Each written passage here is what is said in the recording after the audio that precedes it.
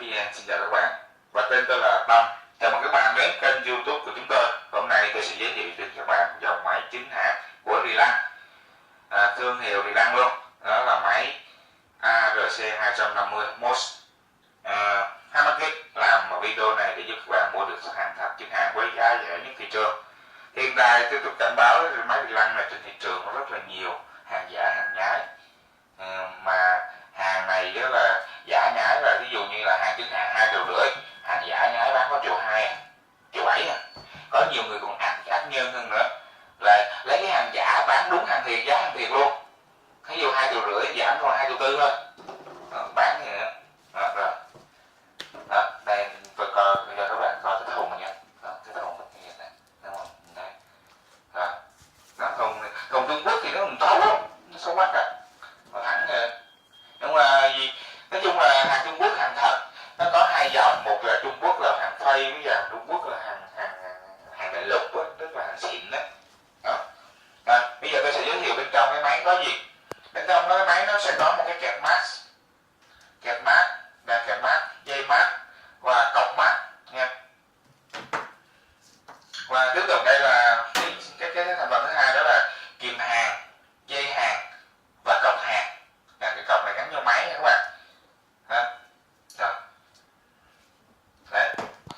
Và thành phần không thể thiếu nữa của chúng ta là cái thành phần chính của chúng ta, đó là cái máy Rilang. Đây các bạn có thể nhìn thấy máy Rilang 250A MOSFET, công nghệ là inverter, sử dụng là ARC Reader ha.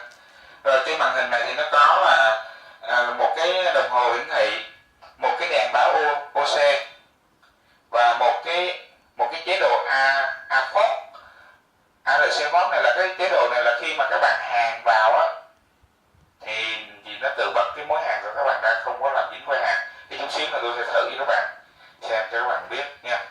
Rồi đây là một cái nước nguồn bật tắt nha các bạn. Thì nguồn điện này máy đang sử dụng nguồn điện 220V. Và đây là cái cọc mát là trừ, cọc hàng là cộng các bạn ha, inverter.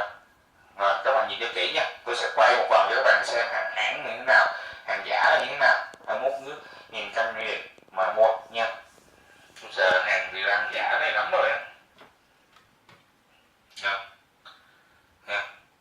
Đây nè, chính thì đang thật mà nó còn in cái số series này ra này. Mấy ông thần giả thấy ô dễ quá, mấy ông giả làm luôn, bán giá thương hiệu luôn. Mình nói chia sẻ các bạn là ở miền Nam này có một người, miền Bắc có một người thôi, 2 người thôi, còn những người khác là tào lao á.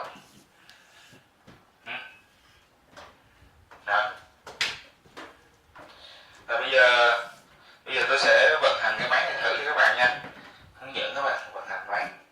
Đơn giản thôi, không có gì khó. Tôi đây làm clip cho những người amateur không biết gì về máy hàng, cũng có thể chấm hàng ngon lành luôn. Đây là kìm hàng. Kìm hàng thì các bạn gắn vào cái này nha, gắn vào cái cọc dương đây nè. Đây có cái khớp này các bạn, đây nè, khớp này, các bạn gắn vào đây ha. Các bạn xoay qua đây, dính cứng ngắc luôn, chực không ra luôn ha. Rồi tiếp tục đây là cái kìm mask.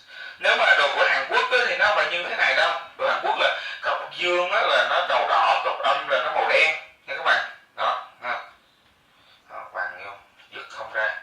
Nhưng mà hàng dỗm á, là cái này lắc này, hàng hãng nó cứng ngắc luôn á nha các bạn ha. Rồi giả sử như tôi lấy một cái vật liệu hàng, thì giả sử như cái này đi ha, và kẹp vào cái vật liệu hàng, kẹp một bên rồi, được chưa? Rồi cái này tôi có ở đây 2 que hàng. Que hàng này là que là 2 ly rưỡi. Thực tế là 2,4 ly, nhưng mà Việt Nam mình sản xuất không được 2,4 ly nên phải kéo lên 2,5 ly nó mới đốt được thép. Thép này thực tế là 2,4 ly, nếu mà hàng Cobeco của Nhật thì nó chỉ cần 2,3 ly nó đã đốt được rồi. Mà Việt Nam mình thì đốt không được. Việt Nam mình nó vậy. Rồi bây giờ tôi sẽ cắm nguồn vào, test cho các bạn luôn.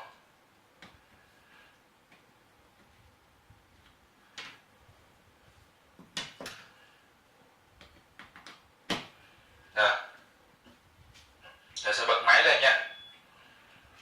Bật máy lên các bạn coi. Đó. Mức hiển thì mức độ ampe của đồng hồ của nó là hiện tại là 23 ampe. Đó.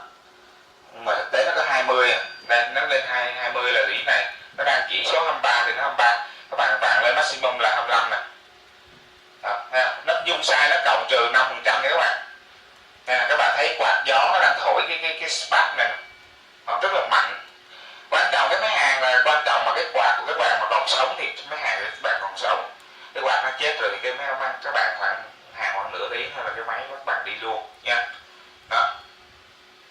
Đây, ví dụ như là hiện tại đang sử dụng que hàng 2 ly 2 ly 4 thì nó khoảng tầm là 70 ampe rồi các bạn.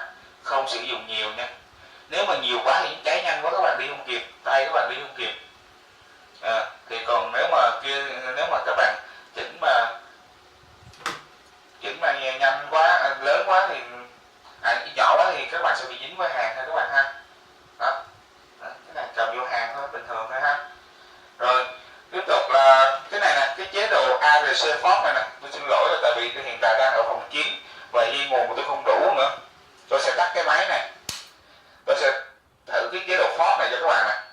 Các bạn ARC Force này các bạn nhớ lên này, càng nhất càng cao thì khi mà các bạn chấm vào cái dòng hàng này nè, các bạn chấm vào đây thì nó sẽ không có dính tại cái vật liệu này mà nó sẽ bật ra, nó dội ra các bạn, nó dội ra, nó không cho các bạn dính vào cái vật liệu hàng này đâu.